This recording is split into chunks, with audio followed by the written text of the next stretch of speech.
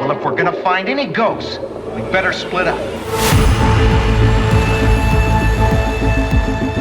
You're listening to Never Split Up, a horror movie podcast. There are certain rules that one must abide by in order to successfully survive a horror movie.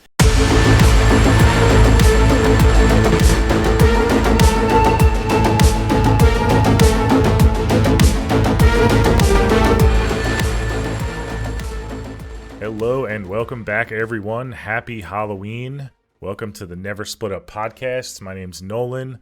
Alongside, as always, is Anthony. How you doing today, Ant? Happy Halloween. Yes, happy Halloween. We're getting there. We're so close. I'm thriving right now. We're there. So this episode releases on Halloween. We're obviously not there as of this recording, but happy Halloween to everyone out there. And if you're watching this at a later date, I hope you had a great spooky season, great Halloween. Yes. We're excited to get into it. This is episode 61, and we have a special treat for you. No pun intended. Actually, it was definitely intended. It's Trick or Treat. Trick or Treat, released in 2007. And I know this is a special one for you, going back to our villains rankings. Not to spoil it, but Anthony had Sam from Trick or Treat pretty high up on his list. So, you excited to get into this one, Ant? Yeah, I mean, this is just lives and breathes Halloween, this movie, so I'm super pumped to talk about it. There's no other date that we could release this movie except on Halloween. I mean, it's just so perfect. The vibes. Sam would come after immaculate. us and kill us if we didn't release it on Halloween. Yes, for sure. I'm excited to kind of dive into this movie because this is, I think, correct me if I'm wrong, I think this is our first kind of anthology film that we're going to go through, so it'll be fun to kind of talk about these different stories and how they all come together at the end. So this is going to be a fun review, I think. And this is just a fun movie. Every time I watch it, I've watched it countless times now. It's just fun every single time. Just throw it on, get some popcorn. You know, if you're with people, if you're alone, it doesn't matter. It's just fun every single time I watch this movie. Yeah, it's a Halloween must. I mean, you will feel the Halloween atmosphere and vibes. You have to have it on in every Halloween party, or if you're not into partying, just if you're home alone, eating the candy, eating popcorn on Halloween, this is the go-to on Halloween night. You have to put it on. You have to. Yep. While you're handing out candy to the trick-or-treaters, you just have it on in the background. It's one of those staples that you need to have on, along with maybe one or two others, of course. But right. Okay, before we get into it, did you want to announce, I believe you ran a poll recently? Yes. So I ran the poll for Saw 2. Thanks for checking out that episode. If you guys haven't watched it yet, check it out. Saw is really special to Nolan, and Saw 2 is special to both of us. It's both of our favorite sequels, so we had a really fun time talking about that movie. But I ran the poll, and you got a lot of votes, but I just edged it out with the moment of the movie with Addison putting both her arms in the trap and trying to pull herself out. You know, she put her second arm in when the first one was already in there. So I edged you out on that one, but I had fun talking about that movie. So if you guys haven't seen that episode, check it out. It's a fun time. I love going back to the world of Saw. So yeah, I guess I'll get to pick the Never Split Up moment first in this one. I know my moment. It's not even it's gonna be funny. It's gonna be a good one. Okay, cool. And yeah, we'll release the poll for we just released Halloween 2018. We'll release that poll soon. Right. And actually it'll probably be released by the time this episode's released. So before definitely keep up to date. Go on our socials, guys, and keep up to date on Instagram and X at Never Split Up Pod. We love when everyone participates and votes in these polls, and comment your own moment if you have your own moment. We love hearing from you guys. So thanks so much. But yes, let's get right into it. This is going to be Trick or Treat, released in 2007. Do you want to go over the cast, crew, director, all that? For sure. So I'll just give you guys a brief synopsis from IMDb. It's 5 Halloween stories. A principal has a secret life. A virgin is looking for her first time. A group of kids pull a prank. A woman who loathes Halloween does not respect the rules. And a mean old man meets a demonic trick-or-treater. God, just reading that, and it's like, yes, Halloween overload. Yeah. I love it. But it's directed by the great Michael Dougherty. He also directed another holiday movie we already covered, Krampus. Go check that episode out. I mean, this guy in holiday horror is a genius. I love him so much. I think he directed one of the Godzilla movies too, if I'm not mistaken. But he also wrote it, and it stars, I mean, we got a nice cast. Anna Paquin, who, I mean, I'm a big fan. I love True Blood, and I love her in general, X-Men and everything. Anna Paquin, Brian Cox. I mean, who doesn't love Brian Cox? Dylan Baker, Quinn Lord plays Sam. We have Leslie Bibb in a cameo in the movie. It's just a great supporting cast and just fun characters. Some of them are assholes, but we just can't wait to see Halloween wreak havoc on all of them. So it's a great movie full of a bunch of characters. Like Nolan said, it came out in 2007 and actually was released at a screening in 2007. Then it did like a bunch of festival runs until 2009, and then it was released to the public. I don't know. Again, Warner Brothers, they're making dumb decisions, but they released it direct to DVD in 2009 instead of giving it a full wide theatrical release. And God, since then, this movie has blown up. I mean, if you go to the Spirit Halloween store, I mean, Sam and Trick or Treats everywhere, and it has a huge cult following to the point where, there's rumblings that they are moving forward with the sequel that obviously will be theatrical release. But it's just cool to see when like a studio doesn't have faith in a movie and it just blows up anyway, and it has that huge following. I love stories like that. But yeah, shame on them for not releasing it into theaters so all of us common folk can experience it with a crowd. But I'm excited if they do a part 2, and yeah, I'm excited to get into the movie. It's going to be awesome. That's so crazy to me that it didn't have any theatrical run whatsoever, and how It's just stupid. ingrained it is for us horror nerds now in the Halloween season. I mean, like you said, Spirit Halloween, Yeah. has the Sam costume, it has everything. Shout out to my wife Jackie and my son Calvin is his Oh, I first saw that. It was Halloween. cute. We dressed him up as Sam, and she was Sam, so she loves this movie as well. So yeah, it was. We were getting compliments. We went out to the boardwalk. We were getting compliments, so it was a fun time. But yeah, it's just insane. Definitely the sequel. It's been rumored to happen. I think Michael Dougherty's on board. Apparently, rumors are. So I don't know how it doesn't get a theatrical release. It has to, because it's just become such a cult classic and it's gotten such a following. And Sam, I mean, Sam's right up there with these modern villains. I'm like you said, he's pretty mainstream now for considering the how this movie started. And I mean, they have baby costumes for Sam now. That's exactly that's crazy. Yeah, exactly. Yep. And it wasn't hard to find either. It was easy. Just ordered it online. So yeah, That's awesome. I love that. all right, cool. Let's dive in. I recommend this movie. You recommend this movie. We don't really have to touch on that, but do you want to just go over like your overall thoughts, and then I'll do the same, for sure. and then we'll kind of just go into it. Like you said, this is our first anthology horror movie we're covering, and I do love anthology horror movies, but I think there's something about Trick or Treat, whereas most anthology horror movies, whether you're talking about, I don't know, like the Creepshow movies or VHS or whatever, there's a bunch of them. They have like one wraparound, but like every other story is almost disconnected. I love in Trick or Treat, like everything's happening concurrently. So it's like obviously the same night, it's Halloween night, but I just appreciate that everyone's story is happening concurrently. They kind of like pass in and out of each other's traditions and what they're doing on Halloween. So I think it's special that Trick or Treat, it's not like completely separate stories. It's everything's happening on the same night. It's just our characters are experiencing different, horror shows. So I love that about it. I think Michael Dougherty just throws up Halloween in this movie, and if you know me, if a movie has Halloween atmosphere everywhere, it's immediately like an A+ for me.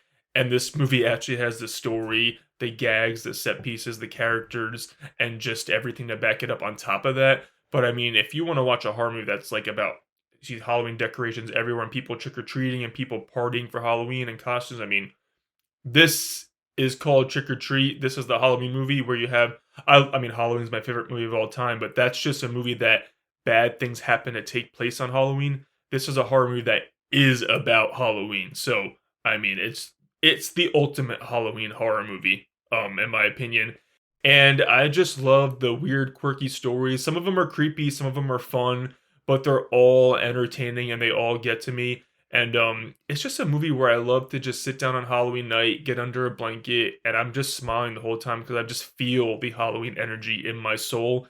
And I mean, Sam, if you guys watched our Modern Horror Villains episode, he is my favorite modern horror villain. He had such an impact, I think, on horror fans and just, I mean, kids everywhere. I mean, like you said, there's babies dressing up. We have parents dressing up as Sam. I have the Sam mask with the bag over it and the one where he's not wearing the mask. So I have like both versions. It's awesome. I think I have like a bunch of different Sam statues around my house too. I love Sam. I love Trick or Treat. I hope we get a sequel, and I just really have a good time watching these different Halloween horror stories play out, and it's just fun. I mean, I like fun, and this is just a fun horror movie. It's not gonna keep you up at night, but it's just fun, creepy, a little bloody too, and it just wants you to have a good time, and it wants you to. It's a movie about following the rules of Halloween, and if you don't, you die. I mean, what else do I want from a horror movie than that? I mean, it's all I need. So yeah, I fucking love this movie. It's an all-timer Halloween horror movie for me, and I love that it has gained such a huge. It's not even like just a cult classic. It's just a. It has a huge cult following. I wouldn't even call it like a small following. It's just everyone knows Trick or Treat and Sam now. So I'm so happy that we might get more. Yeah, I love this movie so much. What about you? I'm glad the first thing that you brought up was the anthology aspect and how you love how it's all connected and on the same night, obviously. I struggle to even call it an anthology. I guess it Right. technically is, but it really isn't. Right. It's just the way the film is put together. It feels like an anthology, but it's really not. I mean, it's really it's just things happening at the same time, and you know, Right. characters are separated until they're not, and that's the beauty of it, is they all kind of intertwine towards the end. And that's one of the things I love about it. I also love, like, you say it's like really fun to watch. I say that too. And you know, what is it going on 15 years now? 15 years Wow, later, we crazy, still have yeah. fun watching this. I think a big aspect of that is the way that these stories are told. I love all the little twists that happen in all Yep. of these stories. Like, everything has a little twist, and obviously we memorize these twists by now, but every time they happen, I just have a huge smile on my face, and I'm just like, oh man. And most of the characters that die deserve it, so Oh, that's yeah. just a cherry on top. I mean, especially those kids, those fucking asshole kids Fuck in them the, kids. the, Fuck the them kids. quarry. Yeah, I know. The kids on the bus did not. Those are the only ones that were innocent, but they got their revenge. So They did. yeah, I this love is that great. sequence, The by the acting way. is awesome. I love the actors in this. Dylan Baker is great as the principal, and I love Brian Cox. Anything that he is in, I just eat it up. He is awesome, especially for a movie like this. For him to be a part of a movie like this is just so cool. And I love that they gave him like the final sequence in the movie. And they're like, all right, all this stuff's over. Now we're going to get to Brian Cox, and we're going to have this long, drawn-out sequence in his house. I love how it ends on that note. It's so cool. It's awesome. Love that I Brian love Cox it. is down to be in this movie. It's fucking awesome. I love it. Exactly. Yeah, exactly. Yeah. So they had to give him the special treatment and give him like kind of the end cap to Yep. the movie. I thought it was perfect. But yeah, this was a lot of fun. I'm excited to talk about this with you and kind of hear what your favorite stories are, your favorite twists and stuff. So let's get into it. I almost guess think we we'll should start- break it down by each story, like when I don't know how Okay. you want to talk about it. Yeah. But, Yeah. Go ahead. Yeah, go ahead. Yeah, before you get into it, I just love you talked about Brian Cox and he has the final set piece. I love how in the beginning of the movie, because we have the principal story first, I love how when he's at the house with his kid, you have that moment where you see Brian, he interacts with Brian Cox and like he's a grumpy old man, he hates Halloween, blah, blah, blah. But a little bit later, you see the principal looks out the window and Brian Cox is like banging on the window for help.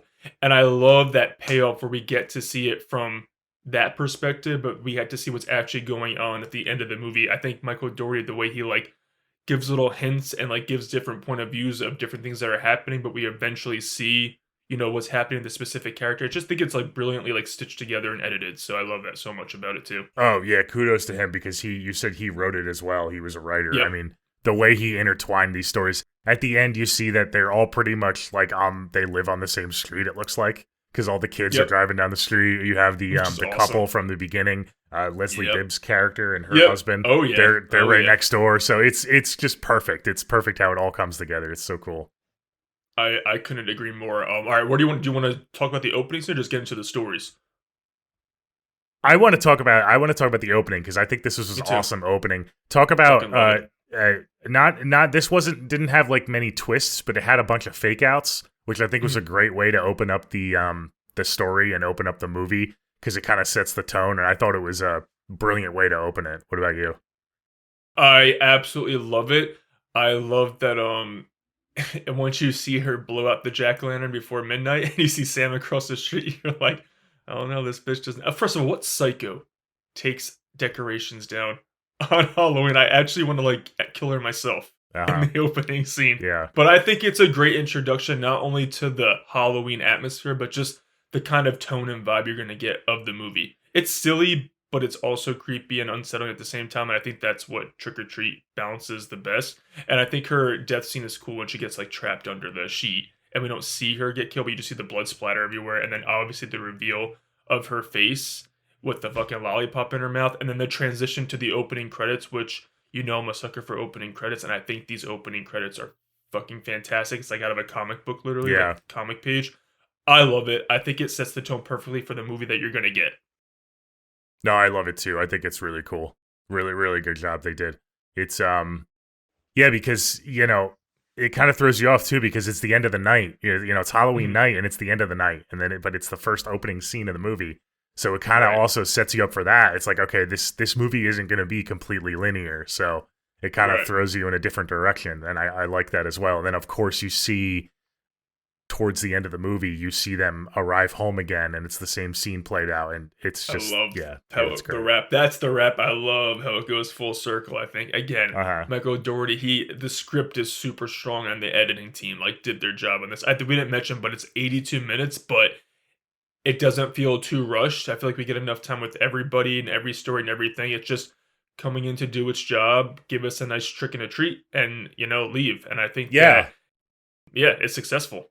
It doesn't feel rushed. It's less than 90 minutes, so it packs a punch. And the way it works is because it's an anthology format, it allows the story to kind of just dive right in. We don't need a ton of exposition about these characters. I think they do a beautiful job of just setting up the in the moment premise of these stories and then just running with them. So, you get little hints like they through dialogue, like Mr. Wilkins, I believe his name, is the principal. So he's the principal. Yep. He knows these kids. That the one girl, Rhonda, is picked on. You get that instantly, but you don't need anything else. And I'm glad they didn't baby us with all of that extra stuff, and they kind of just dove right in. And that's what really made it a tight runtime. And I really appreciated the way they did that.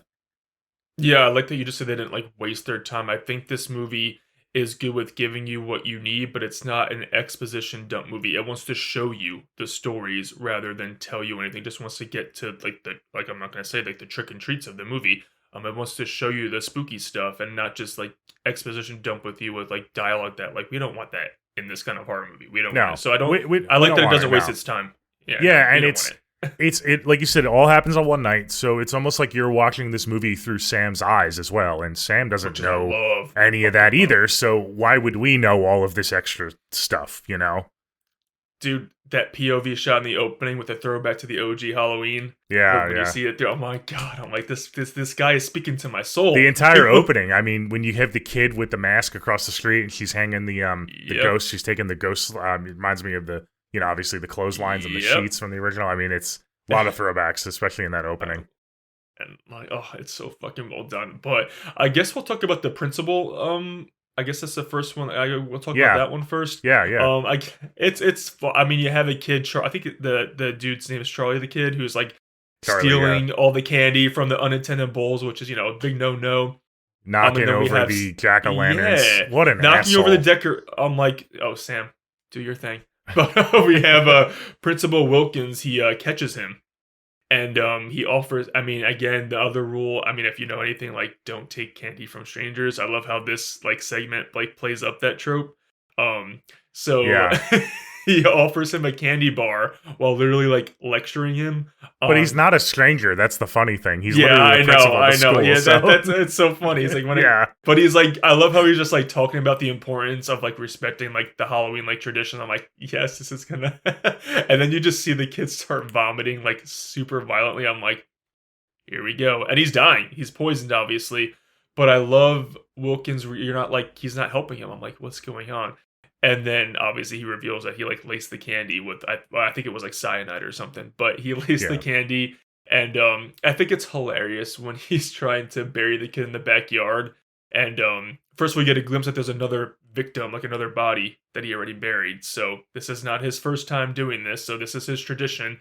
But I love how he's interrupted by trick-or-treaters, and Sam's one of the trick-or-treaters who also comes up to the door. And then you have the dog next door who's like coming to fucking interrupt, and he like throws the finger, or what he like throws a body part to the dog. It cracks me up.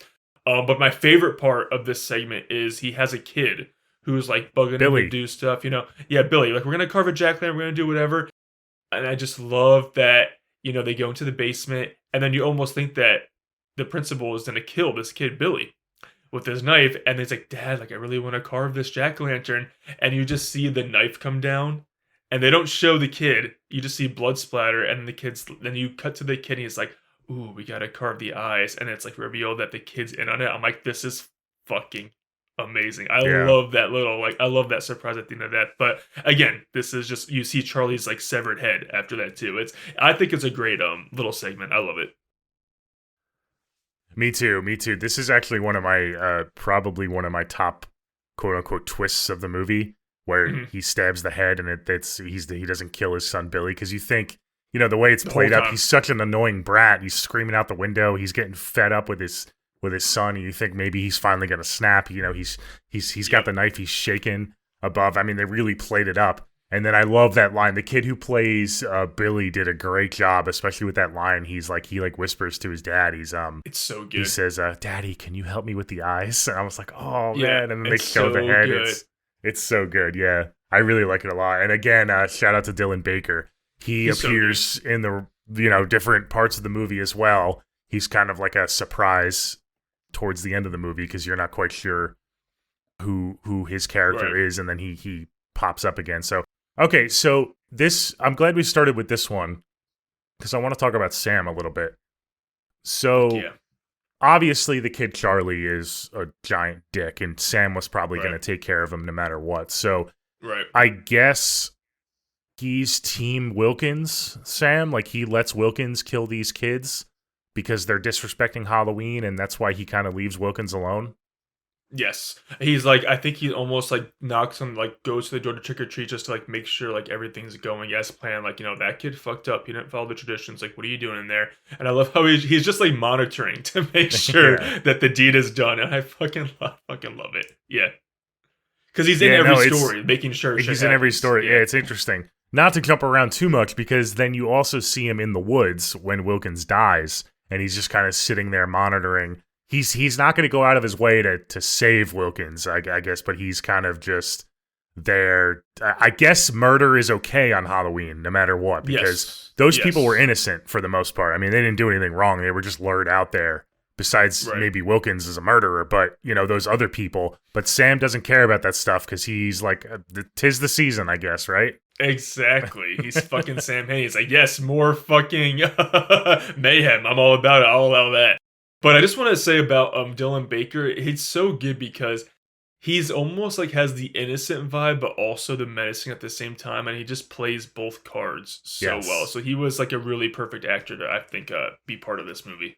He was, because he feels like such a wholesome, he's the principal, especially when he's talking to Charlie on the stoop, and then he's able to kind of switch that very subtly, because he kind of plays it the same the whole time, but it's very subtle, and then he gets pretty creepy. Yeah, I'll give him kudos for sure. So I think it's a great I love the shock with the kid. I think, and again, it's like short and sweet, to the point. We're not wasting time. We're just getting to the goodies. I think it's fucking hilarious, and it's awesome, and it's again, the Halloween vibes are everywhere with that. I love how he's burying the bodies in his backyard. Cracks me up. He gets so frustrated.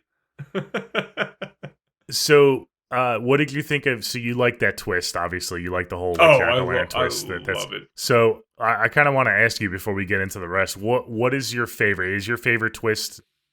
Red Riding Hood and the werewolves. I mean, that's probably the most iconic part of the movie. That twist so much with Marilyn Manson playing in the background. I mean, it's just that's what I'm saying. Sweet dreams are made of these. Yeah. Oh my God. Oh man, it is. It just brings me back to a time and place that I miss and I'm nostalgic for. Like, what perfect audio for that scene, and just so good. I just talked about it in our Saw 2 episode. I miss like movies that have like soundtracks and like rock anthems, or just songs that like intertwine with the movie and don't just play over the credits. Yeah. So I mean, that is like the perfect example of that song was perfection for that scene. I'm not sure what's my favorite twist. I do love that. I think it's like sexy and hot while also being like intense. So I love that twist. But I think the one with the dad and his son is also like I don't know, it's like the heartwarming, like Halloween. I'm like, yes, fuck yeah, like the kids in on it, like that's creepy and cool. I don't know if I have a favorite. I love them all, but I think if I'm going for you like, mean Wilkins and his son? yeah, Okay. I love that one. I love it too. That Yeah, twist that might be reveal, my so I'm not favorite. Yeah, sure. I know. Because I again, you said the kids delivery. I love how like the camera is in position to when it moves down, that you see the kid's face. Like, oh, he's a menace too. He's in on it. Yeah. I don't know. I kind of like have a soft spot for that one a lot. I don't know Me what's too. my favorite, but every time I watch it, I like smirk and smile. So maybe it is that one. Yeah. I don't know. Yeah, me too. The girls obviously it's just like different. badass. It's different because Yeah. that one is like in a weird sadistic way. It's like cute and charming, and then the one with That's the what I'm girls is saying. just kind of like more like holy shit, this is awesome, kind of Right, pumped up right. vibes. I So, agree yeah. 100%. But then I also love Rhonda. Rhonda's her. That might be my favorite overall story. We'll get. I want to get into It's my that favorite. one, but it's my favorite yeah. story too. Let's talk about it then. We don't have to go like completely in ahead. order. Yeah, no, Fucking no. poor Rhonda. I mean, I know she lives at the end, but gets bullied. They call her, I won't say it, the R word, Rhonda, but Right. she's such a cool chick, man. She carved all those pumpkins by herself. She made her own Halloween her costume. fucking house. Dude, The house looks I know. awesome. So cool, man. I would have been her friend if I was a kid. Like, dude, these fucking bullies. I would have been like, I'm going to Ronda's on Halloween. Yeah, man. She's awesome. And I love how they played up the Schrader is his name. You know, Schrader. It's like the classic trope where the popular guy kind of tricks the nerdy girl into going out. But then he kind of has a soft spot for her. You know, he doesn't want to scare her too much at the end, even though his friends are kind of pressuring him. But I just love how Rhonda leaves him with the rest of them. And him she's too. just like, him too. I know. It's great. That's what made me fall in love with her, honestly. Yeah. She's like, no, you don't get to be like, feel bad for me and now. She waves, and she waves on the way up. I'm like, yes, bitch. Yeah. I don't know. I love it. Go ahead. No, I love this sequence, not only for the Rhonda and the kids, but we also get the backstory, the throwback with the bus. Those kids with all those Halloween masks, man, fuck, we don't make masks like that anymore. Like those homemade creepy masks. That's so cool. It just adds to the lore of not just that story, but again to like Halloween, but specifically that story because you're telling the legend and they're at the location. I don't think that specific story would be as effective if we didn't cut back to her talking. We cut back to the actual, in the past showing. I thought it was like expertly done. Yeah, no, me too. And then so they play the prank. The prank is okay, haha, very funny. And then Sam's there. Sam's monitoring, like you said. He's keeping close eye. So do you?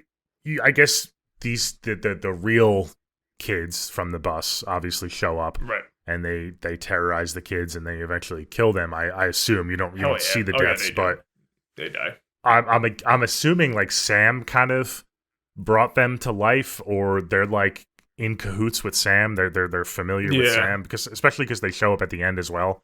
Not to spoil the ending, but they show up at what's his name's doorstep to get revenge. Yep. But I love that shot too. Yeah. But I agree. I think Sam's obviously intertwined. He's in control of all of it, and he probably like resurrects them in that moment. And I also love and when after they're dead and like Rhonda's leaving with her like wagon of, first of all, she has a wagon of jack-o'-lanterns. How can you not love this fucking girl? She's awesome. She's so cool. I love that she's so cool. But she encounters Sam.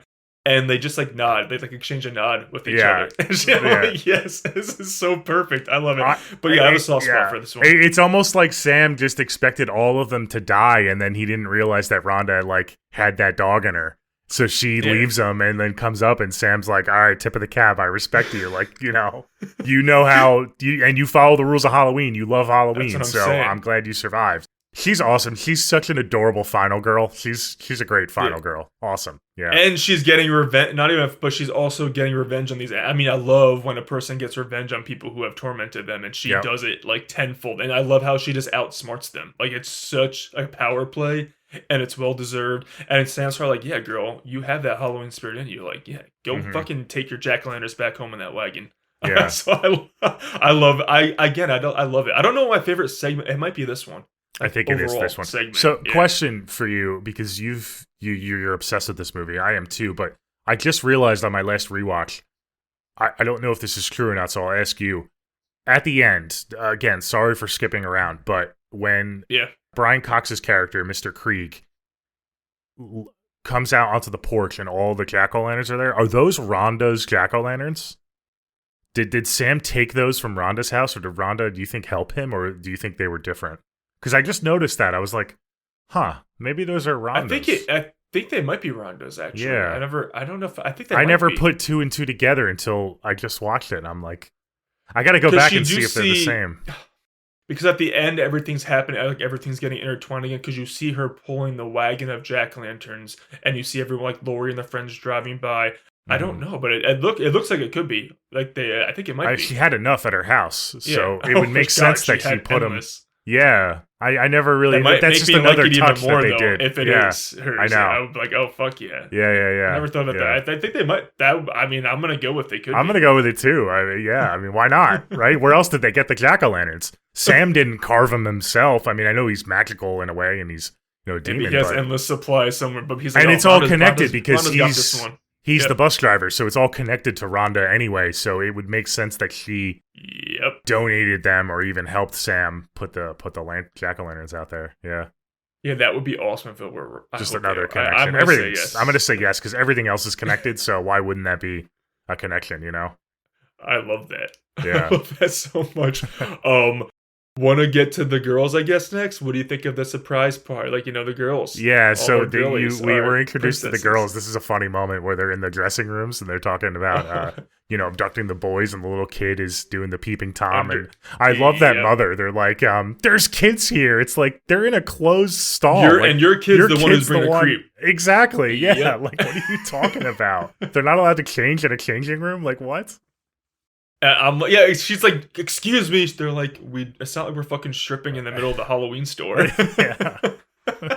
I always thought that was funny. She's so aggressive too. But I think Anna Paquin's like the perfect casting choice to like be in this segment, and like Little Red Riding Hood, because she's so innocent, and I love her. Her friends and her sister, her older sister and their friends are like obviously a little more experienced and not like, I don't know, slut shame, but they're like, a little more promiscuous in how they're acting or talking, and she's like, they're hot. innocent They got girl. the hot costumes, the cleavage going on. Yeah, she's flirting with the cashier. Yeah. They have the commentary on like, why is Halloween about this? Because, obviously Halloween, a lot of girls use it as an opportunity, dress however they want, whether it be sexy or not, but they have a whole commentary on that.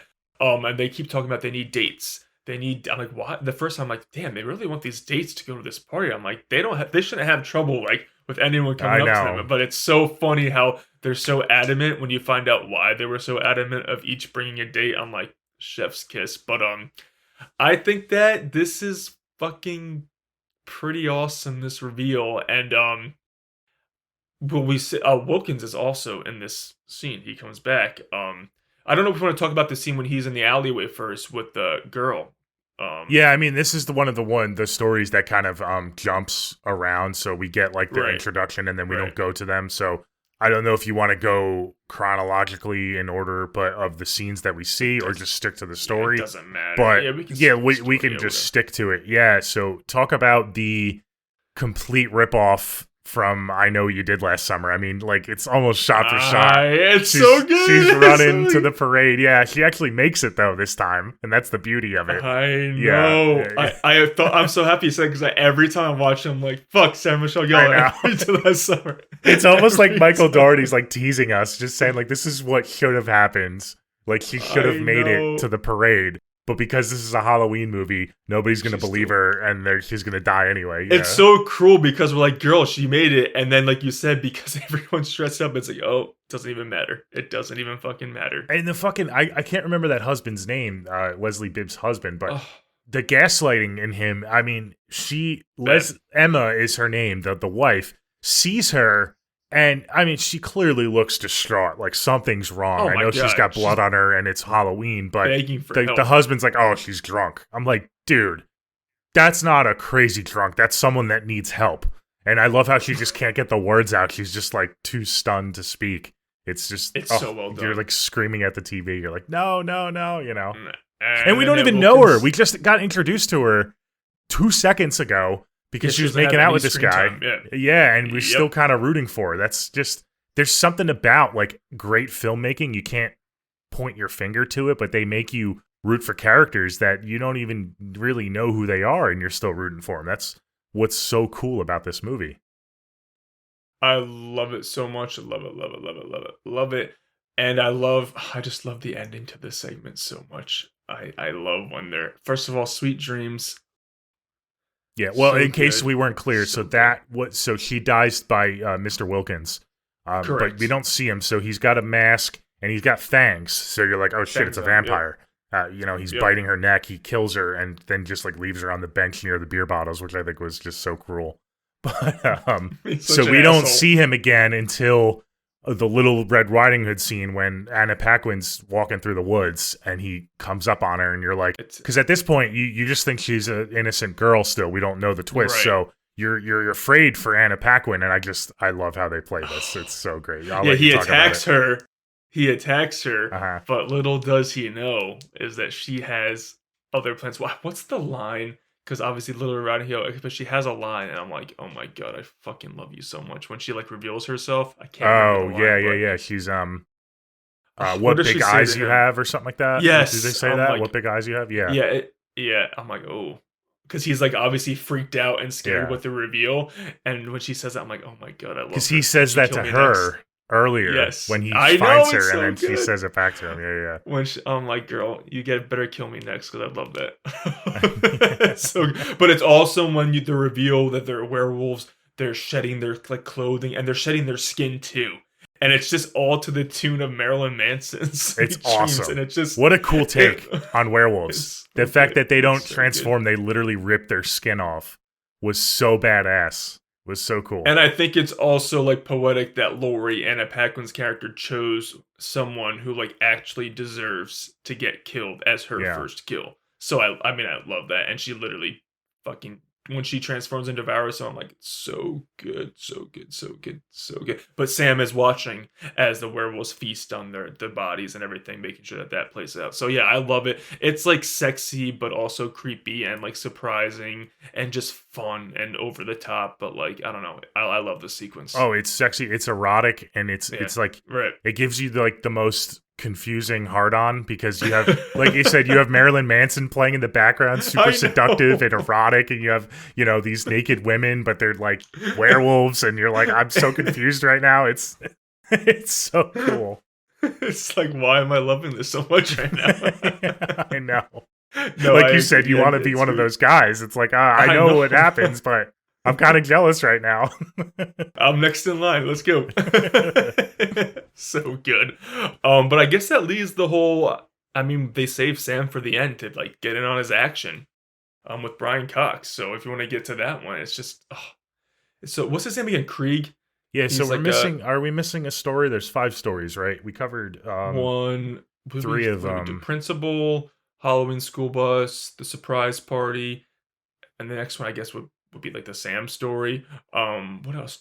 We did the opener. Was it? Oh, I guess the the opener opener- counts. Yeah, so the opener. the opener counts. So yeah, that's I it think then. Yeah, we're pretty much. I think we we're caught covered. up, right? Yeah, because after that it goes right to Mr. Krieg. Yeah. Yeah. That's his name, Krieg. He is like the Scrooge of Halloween, for lack of a better term. I love how I love that. I always forget every time that he dresses up his dog to like Yeah. scare the trick or treaters. I think that's cute. It's like this Adorable tiny every dog. Yeah, I time. know. It's so cool. So I love the way they played this, how they saved him for last, and he is the biggest offender.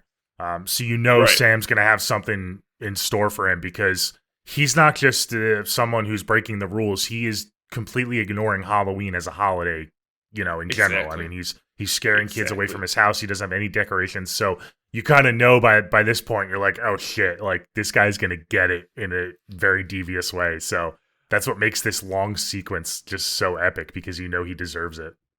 And I think that this is a sequence that I like that was long because, again, this also builds the tension and suspense leading up to the Sam kill of it all. And I think that Michael Dougherty chose like the order of these segments pretty well too, and that this is the one that like sits with you the longest because it's the build up to Sam Hain. I love when Krieg opens the door and when he sees all the jackals, like, what the fuck? I'd be like, this is fucking heaven. Like, Yeah. bring all these to my house. I wish this was here with me. It's so good. I love it so much. Yeah, so this is Sam's only kill, correct? Because he was just kind of monitoring. He kills the whole movie. Oh, he kills Leslie Bibb Emma. in the Emma, beginning. yes, he does. or Okay. ending, however you want to talk about it. So he beginning or kills. end, but He kills Emma, but technically he kills Mr. Krieg first, Right. And then exactly. he kills Emma. But yeah, so because the rest of the movie, he's just kind of an observer and he's just making sure things are going according to plan. So this was like his big kill sequence that we finally get, and that's why kind of why they took their time. And I think it was the right decision as well. I don't think it dragged at all. I think it just built the suspense. Oh, 100. What do you think? I mean, we talked about Sam a lot, but what do you think of the look of Sam? I think it's iconic, like the burlap sack. Oh yeah, and like the orange, and then even unmasked, I think his fucking look is like, I mean, he's a creepy fucking demonic pumpkin. I love it. It's so simple, but it's so effective. The fact that he's like made of pumpkin when he gets shot and stabbed and stuff, and like pumpkin seeds like come out of him. It's and great. it's like a mixture of like a skull and a jack-o'-lantern. Yeah, it's so good. His face, I love it so much. I love my favorite look is after Krieg pulls at his sack. He puts his sack back on, and he has the opening that kind of shows his mouth. That's my favorite Sam look. I love the regular sack because he I guess he stitches the sack back together by the time the end of the movie happens. But that one scene where he's standing over Krieg and he goes to stab him with the lollipop, that's probably my favorite look because you get a little glimpse of his face still, but you still have the sack over most of it. I think that's like done perfectly. It's so fucking good. I mean, we could just keep going with the scene, but I love how Sam like corners Krieg, who like actually Krieg gets a couple shots in at Sam. Oh yeah. And I love how like Sam he corners him at the end and like he's trying to stab him, but the candy bar like falls on his lap, and then Krieg like accidentally like he like gives him the candy bar, and how like Sam's like, okay, you completed that tradition of handing out the candy, so I guess you can live. So he like spares Krieg, and then I just love at the end of the movie you see him handing out candy and like taking part because Sam taught him a lesson. But before that, you know, the photographs that are burning in the fireplace reveal that Krieg was the bus driver. Yeah. From this again, so the intertwine of that is fucking beautiful. Yeah, it's great because you're wondering because you hear from the kids whatever happened to the bus driver, and they're like, I don't know, we don't know. And, you know, once you find out that story is confirmed to be true because you get the ghosts, you're still wondering about the bus driver. So that's just such an awesome reveal as well. Every story has a twist, and it's so cool. That's why it's so rewatchable. Even though you but know it's the subtle twist. too. It's not like a crazy like oh my god, but it's just subtle, but it's still awesome. Mm-hmm. I love it. And then I love how Krieg's so like heavily bandaged at the end. I know I guess he had that, you know, in his stock in his house somewhere. He was able to bandage himself up. I love your mummy costume, Mr. Krieg. I love that line. He's just like looking at him like, fucking good. Yeah. And I love how he's also like witnessing, making sure everyone else is following the traditions. It's so good. Sam did his job with it. And I love again, sing praise to Michael Dougherty. This is another example. We've talked about this on the podcast of a director and writers trusting their audience. Because none of this is said. It's all implied, even with the characters, that, you know, Sam follows the rule. You know, you have to follow the rules of Halloween. Sam doesn't have this big speech or monologue. He doesn't even show Mr. Krieg what he wants him to do. Like you said, he accidentally takes the candy bar. You know, he stabs the candy and he leaves him alone. And Mr. Krieg, just like the audience, puts two and two together and says, okay, I think that's what he wants me to do. He's got all the decorations for me now. He wants me to kind of participate. I love how it's never implicitly said. It's just kind of implied, and it's just beautiful. Yeah. Yeah, it's not too much. It's just enough that these characters are like, oh shit, we gotta celebrate Halloween. It's like, yeah, you do. Mm-hmm. And then I love the whole wraparound where you see Sam following. I think Leslie Bibb's character's name's Emma, but she's like blowing out the jack-o'-lantern, taking down the decorations, so he's obviously moving in to kill her. But I just love how the movie ends going back to Krieg, where he answers a knock on the door, and like you said earlier, he's surrounded by like the torn apart like zombie kids. But I love how it turns back into like the animation, like the comics, and that's how it ends. Yeah. Just like how it started after the opening scene, that's how it ends after like the last like fucking like oh shit moment. It just goes back to that. I'm like, God, this is fucking good. This is it's like it gets me in the feels. Yeah. Yeah, it's like we're reading a comic book. It's coming straight from the comic. It's so cool, yeah. Exactly. So I think that was the perfect way to end this movie. Yeah, I adore it. It's just, again, it's Halloween overload, and I love everything about it. I also love little touches how Emma's husband. Is his name Henry? Is that correct? I believe you're correct. I think it's Henry. Believe you're correct. Henry doesn't die, so Henry lives. So that's cool because he's the one who's pushing back. Which, let's go back to that scene because it's kind of ridiculous that Emma hates the holiday so much, but they have all these elaborate decorations. I mean, I get your husband is more into the holiday, but I feel like no wife would allow their yard to look that overdone if you don't like the holiday that much. So that didn't make sense, but kudos to Henry because he's like, I think he says, one of the first things he says, he's like, you better not blow that out or, something might happen. Yep, you got to follow exactly. the rules. That's really the only time we get that, but he doesn't know about Sam or anything. He just said that as like a throwaway line. But I love that he lived. Also, another cool Easter egg during just to go back to the party scene in the woods. You saw we didn't even talk about the kids when they're trick-or-treating. They go to the one teacher's house, then she's having the orgy. Oh my god, I forgot about that, Mrs. The hot dog, yeah. What's her name? Mrs. She's like, what the fuck's her name? I forget her name, yeah. But they open the door and you see like the fucking, it's an orgy party. It's like an orgy Halloween. Which but I also love how we're seeing all these different people, how they celebrate the night of Halloween. You notice the hot dog costume was at the in the woods. In the background. So that's got to be the same guy. And I just love that. It's like little touches like that keep you coming back. I forgot about that moment. It's tough happy you brought that up because I laugh every time they go trick-or-treating at her house. Every time. It's so funny.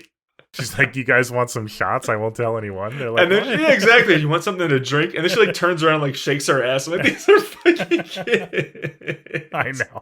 It's ridiculous, but I love it. Yeah. It's so funny. Yeah, it's so great. But this movie is just a blast. I mean, how can you not have a Halloween fun with this movie? Yeah, it's a blast. I'm happy that we covered this one. I know. Guys, thanks for tuning in. If you haven't checked this movie out, maybe in a couple years, I strongly encourage you to watch this again. It's just such a vibe. Watch it with friends. Watch it with your significant other. Watch it alone if you don't have anyone to watch it with. It's a fun time no matter what, and it's just well done. You're just going to have a smile on your face the whole time. Yeah, I couldn't agree more. This is, I mean, Halloween's my favorite movie of all time, but this is the movie that I end Halloween night on just because it lives and breathes the actual holiday. Okay. Oh, okay, yeah. I probably watched this sooner in the day than you then. This is probably something I'll throw on before Halloween 78. I'll watch that like kind of to end the night. But it's essential viewing. It's one of the couple. They're back to back. They're like the double feature that I do on Halloween, like Halloween night. Yeah. Cool. Yeah, this is a movie that I would probably watch like with pizza, during dinner time, and then I would throw on, Halloween 78 afterwards. So, all right, cool. So let's get into our never split up moments. I'm curious because you've had a moment which is rare for you. Usually you're scrambling like I'm about to scramble. It's stupid, but I have to do it because how I feel about that. My moment is Emma in the opening. Just not anything like it's Emma. Real quick before you get into your moment, and we haven't discussed this in a while. Do you want to just do a rundown of what the never split up moment is? Oh yeah, for sure. Our newer viewers, because we get a lot of new listeners for the Halloween season, and welcome to anyone who's a newer listener. So do you want to just talk about this segment real quick and how we do it? Yeah, for sure. So guys, every week, Noel and I cover a movie, obviously, and at the end, we do our never split up moment, which is obviously a run and play on the title of our podcast, but it's pretty much our favorite dumb moment that happens in the movie. It can be something where like they actually like if there's a killer coming, like they split up. I mean, Noel and I both had split up moments in our Salem's Lot, the remake adaptation one. But it could be literally something as dumb and stupid. Like I think Nolan, you had a couple weeks ago, the villains doing something wrong. Oh, it was our Immaculate episode. You chose the villains. It's just what we feel is a dumb moment that a character does or is a part of in the movie. And we post the poll like a few days after the episode comes out, and we have you guys vote for whose moment you agree with more, and then we encourage you to comment your favorite moments as well. And it's just a fun interactive way to get you guys involved with the episode. So yeah, that's what it's all about. We just each pick our favorite dumb moment of the movie. Yeah, and with that being said, why don't you kick us off and do your moment first? Here we go. Okay, mine's Emma from the opening scene because she frustrates me. It's not anything like that's going to keep her like stupid or alive or whatever. It's just what psycho takes down their Halloween decorations like on Halloween night. that bothers me every time. It's like she's a stuck up bitch. I couldn't wait for her slashing. So it's just mine is that Emma, like, go have whatever, like, your fun sexy time with your Henry inside who wants to put the tape on. Like, don't like, why are you staying outside and taking down the Halloween decorations? So that's mine, is that Emma takes down the Halloween decorations and it leads to her death. I mean, Sam is not going to have that shit. So that's mine. It's silly and fun, but that's my moment. Okay, good. I'm gonna go with Mr. Krieg. I'm gonna go with Mr. Krieg in the flashback, though, the bus scene. Oh, okay, Yes, I like that. I think he was pretty silly. I mean, I get what he was trying to accomplish. He was trying to check the kids to make sure that they all drowned so they couldn't escape. But, you know, he parks the bus right at the edge of the cliff. He checks the one kid who's clearly not strapped in all the way. He's able to unstrap himself, and that just broke my heart, because you know that the kids were gonna see their demise anyway. But the fact that one of the kids like was trying to just go home, and he was like, "Oh, wrong way, going home. Let's go home," and he drives him over the edge. Oh man, that really just that sucks. That really sucks. So I'm gonna go with Mr. Krieg for just being an asshole in general, but also not. Like, how are you killing a whole bus full of kids, dude? I get, like, the parents paid you off, but, like, you call them a Scrooge. I mean, he's a mass murderer in my mind. He's He not literally just a is. Scrooge. And Sam would have forgiven it all, too, if he just put out decorations and handed out candy. I love that because I didn't even make you think of it. I love how Rhonda's segment are those zombie kids. I love how I said she's getting her revenge, and at the end, the last shot of the movie are those zombie kids getting their revenge on Krieg. So again, like a nice full circle moment there. Yeah. So I'm gonna go. I guess just Mr. Krieg just kind of trying to execute that plan and kill a bunch of innocent kids. I mean, fuck that guy. Not a conventional never split up, but fuck that guy. Save them kids. Nolan's about saving the kids of this one. Yeah. All right, The kids that deserve it. Not those other kids were fucking No. asshole. I was cheering every time they they deserved died. it. Yeah, me Charlie was probably the biggest one, knocking over everyone's decorations and stealing the candy, and then the bullies too. can't They stand definitely they too. deserved The it bullies. too. Yeah. All right, I love that we don't have. So guys, I mean, we just explained the rules on this one. But we don't have conventional picks in this one, so it's also hilarious that we did that. I mean, I don't know how to score this movie. I know. I'm. This is one of the scores I'm really looking forward, because I know how much it means to you. I know how much Sam means to you.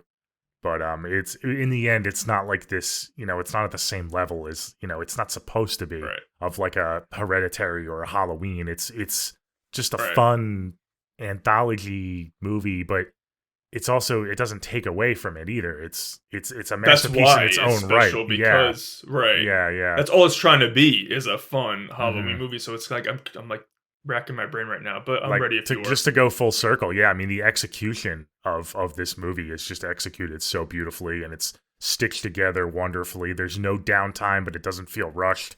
It's just almost a perfect movie for what it set out to be. So I agree 100%. It's just setting out to be a celebration of Halloween and what makes Halloween Halloween. So I mean, this is obviously going to be up there for me. All right, let's hear it. All right, so having said all that, guys, I mean, again, it's one of my favorite, like Nolan said, it is an anthology movie, but it's not, because it does the anthology so brilliantly of intertwining everything. It's up there with one of my favorite anthology horror movies, though. I think that Michael Dougherty needs to continue to give us a horror movie for every holiday, because he's just killing it on these. We have Christmas and Halloween down. Let's get another Thanksgiving horror movie. Let's get, like, I don't want April Fool's Day. Let's get an Easter horror movie. I want to kill our Easter bunny. I don't know. Let's do something. But I love this movie. I love Sam. I love each story, even though I might have my favorites. It's just so special to me, and it's something that I know every Halloween, whether I'm by myself or with someone and I show them this, it's just going to be like, whoa, this movie throws up Halloween. And I'm like, yeah, it does, and you better fucking love it. So I'm going to give it a 9.3. I watch it all the time. I watch it multiple times. I watched it like three times this month already, and I still have to watch it on Halloween. So it's just so rewatchable, but I make sure I reserve it for, spooky season every year. Yeah, it's a 9.3 for me. I think that it's not my favorite movie ever. It's not like going to be a 10 out of 10 like some of the Halloween movies, but it's fucking up there because it's just a celebration of my favorite day of the year, and it's also an R-rated horror movie that's not afraid to pull some punches. So yeah, 9.3. I love this movie. Sam's my favorite modern horror villain, so I love it. Perfectly said. Everything you said is true. I love this movie too. I will say it's obviously not my favorite movie ever, so it's not going to be a 10 for me. Right. It's it's great for what it is. It doesn't pull punches, but it is, lighthearted. So maybe if I had to, it's not even a critique, but just for my personal preference, for it to be closer to a 10, maybe it could have been more creepy and stuff and more intense, but I think for what it is, it's perfect. I'm going to give this a flat 9.0. Oh, good. We're right. Okay, so we're right by each other. Not to put you on the spot, but do you do you have a favorite horror anthology movie? Or we're just, Yeah, I mean, it's easy for me to say this one because it is so good and we're talking about it, but I'd have to sleep on that. Think on it. Yeah, I'd have to. I want to cover Creepshow one day with you. Yeah, this is gonna be up there though with one of my favorite anthologies. Is it for you? Hell yeah, yeah. It's probably it's at least top 3, but it might be my favorite. Just I'm trying to think of the other ones because there are a lot of awesome horror anthologies, but I think this one again, the execution is up there. And it's so built into the holiday that I watch it every year now. Yeah. So I don't watch those other ones every year, religiously. I was just going to say, it's the one I rewatch the most. Yeah. So it must mean something. Yeah. Yeah, exactly. Yeah. All right, great. That was a really fun episode. Thanks everyone for tuning in and sticking with us. Let us know what you think about this early 2000s gem, Halloween gem. Do you watch this every Halloween? Is it not your cup of tea? I mean, maybe you guys disagree with us and you kind of were screaming at us the whole time while we were gushing over this movie, but we love hate listeners just as much as we love people who don't hate us. So let us know and follow us on our social media. We love interacting with all you guys. Check out the polls that we post at Never Split a Pod is our handle, and that's about it. Happy Halloween, everybody! This was a really fun Halloween season. We took a break in the summer that we've talked about this, but thank you so much for sticking around, and thank you to all of our new listeners this Halloween season. We always get a little bit of a spike, for obvious reasons, around this time of year, but we're going to be going all through the winter. We're going to be sticking with it, so we're going to take a week off. We won't be around next week. We're going to take a week off. We came out with 2 episodes this week, so we thought it would be better to just kind of take a breather now that the season's over. But we'll be back at it in November, so keep an eye out for that. We're not quite sure what we're going to cover next or what we're going to do, but I think we have a lot of big episodes planned for the winter, so keep an eye out for that. So until next time, this is the Never Split Up podcast, and we'll see you later. Thank you. Bye.